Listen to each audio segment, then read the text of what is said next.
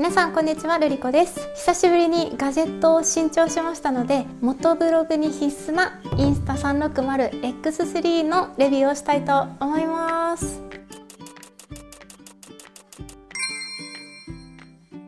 はい、インスタ360シリーズはですね、以前動画でこちらインスタ 360-1R こちらをご紹介させていただいたんですけど、その後ねお気づきだった方もいらっしゃると思うんですけど、こちらです。インスタ 360X2 実はこちらを買いまして、もうほぼこっちに移行しております。ちょっとね元ブログをするにあたってこの棒状のね形状がすごいやりやすくって、かなり気に入って重宝しております。で今回ですね、この X2 の次のモデル X3 を手に入れたので、その紹介です。はい、こちらが新しく新調した X3 です。パッと見ねこれ何が変わったのって感じなんですけど、こっちにするとよくわかります。はい、このディスプレイがめちゃめちゃ大きくなりました。はい、これがね大きくなったことによって撮った動画を確認しやすくなったし、そして操作もしやすくなりました。実際ねこっちの X2 だと私このディスプレイってほぼ使ったことないんですよね。やっぱちっちゃいからあんまり見えないので使ってなかったんですけど、こっちになった途端操作するようになりました。はい、でこの大きさ比べてみますと、若干こっちの X3 の方が大きくなっているんですけど、この大きくなったことによってバッテリーも大きくなりまして、1日撮影して使っていてもバッテリー切れることはほぼないですね。はい、こちらの X2 は 1630mAh に対してこっちの X3 は 1800mAh に増えました。はい、でこの正面ですね、ちょっと近づくともうこっちの使用感すごいんですけど、ここの物理ボタンがですね増えました。 X2 は1個だったんですけど、これがですねこう2箇所に増えてます。ワンアクションで録画が開始できるボタンですね。でこっちのボタンなんですけど、これがですねカメラの設定ボタンとなっております。この X3 はこのシングルレンズモードっていうのがありまして、アクションカメラと同じ画角ですね。普段は360度全方位撮れているんですけど、そのシングルレンズモードっていうものにすれば 4K で撮ることができます。ちなみに X2 は今まで 2.7K でした。なのですごい進化ですよね。そしてこの実は360度だと 5.7K です。すごいですね。はい、そしてですね360度カメラサーキット走行でも向いてます。こちらはですね高性能な手ブレ補正、そして水平維持をしてくれるので、サーキットは特にね振動が激しいので、この手ブレ補正っていうのはかなり重宝しますし、水平維持してくれることによって地面が水平でいてくれるので、より臨場感のある映像が撮れます。そしてね360度カメラといったらなんといっても一人じゃ絶対に撮れないような画角、ドローンみたいな撮影ができることが一番のお気に入りです。それはねまた後ほど紹介するんですけど、結構ねこういう映像を使っていると誰に撮ってもらってるんですかってコメントいただくんですけど、一人ですよ。だいたいねこう360度カメラ使ってるとデータ量やばくないって声があるんですけど、確かにデータ量は多いです。360度分のねデータがあるのでね。なんですけど、今回このインスタ 360X3 はですねループ動画という機能があります。でこのループ動画っていうのがビデオを断続的に録画するんですけど、最後のセクションのみを保存することができるので、メモリーカードのスペースを節約することも可能です。はい、では続きましてアクセサリー紹介をしていきたいと思います。まずインスタ 360X3 を取り付けるにあたって絶対に必要になってくるのがマウントです。インスタ360の純正アクセサリーではですね、まずこちらバイクアクセサリーバンドル、こちらにですね基本的に必要な部品は入ってます。なので何買えばいいか分かんないって時はこれをゲットすれば大体大丈夫。はい、そしてもう一つがこちらですね、モーターサイクル用 U 字ボルトマウント。こっちとこっち何が違うのというと、こっちは全般的なアクセサリーが入っていて、私がよく使っているのはですねこういったタイプのマウントで、すぐにパコって工具なしで挟めるところに挟んで使ってたりします。これはねすぐ取り外しができるので、ちょっと位置をいろいろ変えたいなっていう人にはこっちの方がおすすめです。そしてもう一つ、こちらの箱の中にはこういった中身が入ってます。ここの部分は基本的に一緒なんですけど、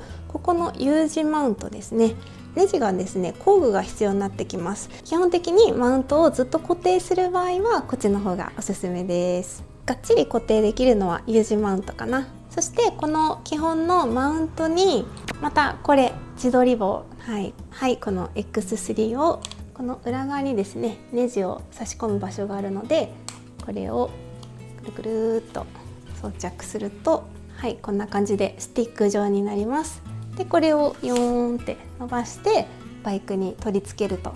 いうことをすると、こんなドローンのような映像が撮れます。これは走行中だけじゃなくって、こう持ってね観光する時とかには一人じゃ撮れない自分の後ろ姿とか臨場感あふれる動画が撮れます。もうこれは必須アイテムです。そして本体につけるアクセサリー類なんですけど、レンズのカバーをつけてます。これはね絶対につけた方がいいです。なんでかっていうと、カメラを落としちゃった時にもうカメラがね出てるもんで、もうすぐ傷つくんですよ。もうわかるかな、ここにもね、この 1R さんはもうレンズに傷が入っちゃってて、このまま撮影するとせっかくの映像に何か傷が見えてしまうので、このカバーさえつけてれば、万が一落としちゃってもこのカバーだけ変えればいいのでね、ダメージが少なくて済みます。そして今ディスプレイにもカバーがしてあります。これだけ大きいからね傷はつきやすくなっちゃうと思うので、このカバーもつけた方がいいと思います。そしてもう一つ必須アイテムがこのゴムのレンズカバーです。これはこのままですねスポッとレンズにはめることができます。万が一落としてしまってもこのゴムが衝撃を吸収してくれます。これも絶対必要。そしてお次はこちらですね、風切り音を低減してくれるアイテムです。これね実際に使用してみたんですけど、今こっちがですね何もつけないで走行しているもの、そしてこちらがスポンジをつけた状態です。検証してみたんですけど、さすがに走行中の風はあまり変わらなかったんですが、これですね、実際に自分が一人で歩いて持ってる時、だいたいね風の音が入るんですけど、見て、全然音がしない。なのでこう自撮り棒を持って歩くことが多い方はこれはちょっとつけた方がいいかもしれないですね。そしてこちらマイクアダプターです。普段ですね私の元ブログは基本はこのインスタ360で自撮りをしつつ、顎マウントにつけている GoPro で音声入力を行って2つのデータをくっつけて使用しているんですけど、このマイクアダプターがあればですね、こんなちっちゃな部品なんですけど、これをここにポコッとはめて、でここにマイクを差し込めばこれ一つで映像も撮れて音声も入ります。でこれね私サーキット走行の時これすごく重宝しました。すごいね、渡辺一樹選手が私そしてですね、この元ブログをするにあたって必ず通る道が編集。特に360度のデータなんて編集はめんどくさいって思われる方多いかもしれないんですけど、慣れると簡単だし楽しいです。撮影はね基本的にもうそのまま撮りっぱなし、あとは編集で操作します。でこれがですね実際に今私が使っているパソコンでの編集画面なんですけど、この AI 追跡っていうのを使えばターゲットを中心にして書き出すことができるのでとっても便利です。編集はですねこのパソコンだけじゃなくてスマートフォンのインスタアプリ、こちらでこの X3 と直接 Wi-Fi でつなぐことによってすぐに編集して友達に共有したり SNS に共有することができます。なので慣れちゃえば全然苦にならないです。